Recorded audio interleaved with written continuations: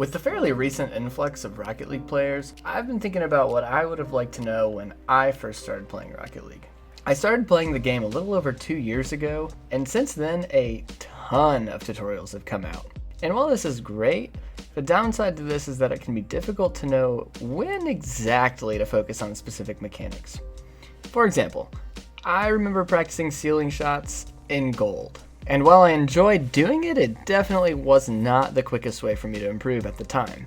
Because of this, I created a list of the first 3 advanced mechanics I believe you should learn in Rocket League, and I'm going to try to convince you of their usefulness. You will notice that each mechanic focuses on speed in some way or another. Also, this list assumes that you understand the basics, things like low aerials and the beginnings of ground control.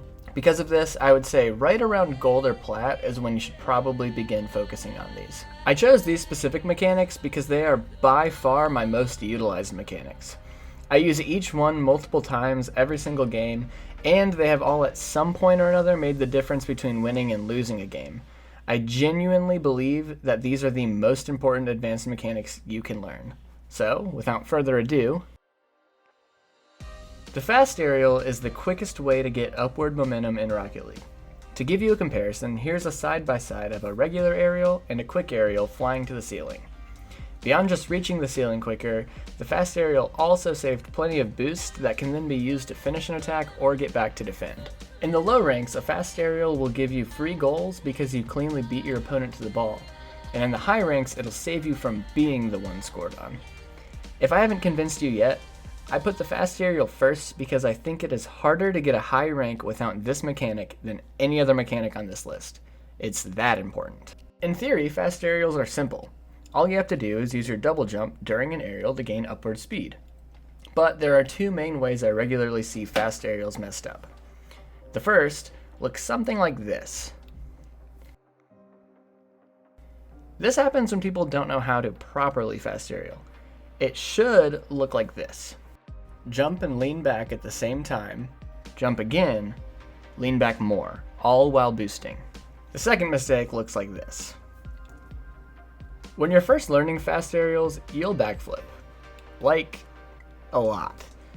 The key is to quickly stop holding back before using your double jump, and then to hold back again after the double jump. I would recommend you initially practice this slowly, and then turn up your speed as you develop muscle memory.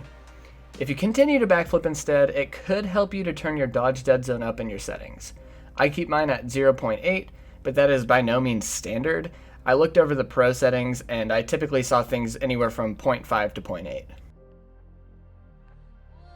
The half-flip is one of the quickest ways to turn around in Rocket League. For this example, here's a side-by-side of a half-flip at midfield and a powerslide turnaround from the same spot. Notice how much quicker the half-flip got the defender back to his net. And then also notice the boost he maintained, which can now be used to make a save. As half-flips become second nature to you, you'll find plenty of useful ways you can use them that you may have never even thought of. One of my personal favorites is using it as a tool to steal possession while shadowing. Hopefully you're convinced, so now onto the ways I see half-flips messed up.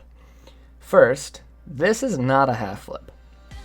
In this clip, the player leans his car back 180 degrees and then air rolls onto his wheels. This might look similar to a half flip, but it loses much of the point in half flipping by not actually using a flip, and therefore not gaining as much backward speed as possible. To properly half flip, you want to first jump, back flip, and then at this point immediately hold up on your control stick in order to cancel your backflip. From here, you air roll and boost if you have any. You can also refer to the controller overlay on screen to see exactly how it looks in real time. The second way I see half flips messed up looks like this. Did you spot it? It's super subtle, but also crucial. I personally made this mistake for a really long time.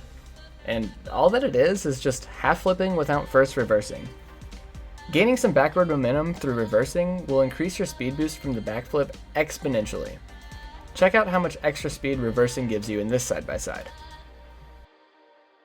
The Wavedash is one of the simplest ways to recover in Rocket League. Check out how much quicker it is to jump off a wall with a Wavedash than it is without. The Wavedash will over time become your best friend when you're low on boost, and is a great tool for micro-positioning. Of the mechanics on this list, Wavedashing was the easiest for me to learn initially, but I saved it for last because it's also the least important in my opinion. If you feel like these mechanics are boring though, look no further than the way Mertzy throws wave dashing into his dribble game to add flair. To wave dash, all you have to do is tilt your car back slightly, and just before you land, use your front flip to gain forward momentum. It can also be used backwards, sideways, or any other direction you can flip in. Just tilt your car in the opposite direction of your flip. To practice it, I would first start on flat ground in training. Make sure you only tap jump though, because if you hold jump, you'll be in the air too long and lose your flip. As you begin to feel comfortable on flat ground, try moving onto walls and wave dashing off of them. You can also try driving out of nets and then holding onto your flip and wave dashing at the last second. That's all I have for this video, but also I noticed you made it to the end. Maybe that means you liked the video? If so, at this point in my channel, all subscriptions are noticed and very appreciated. Whatever the case, I hope you have a great day.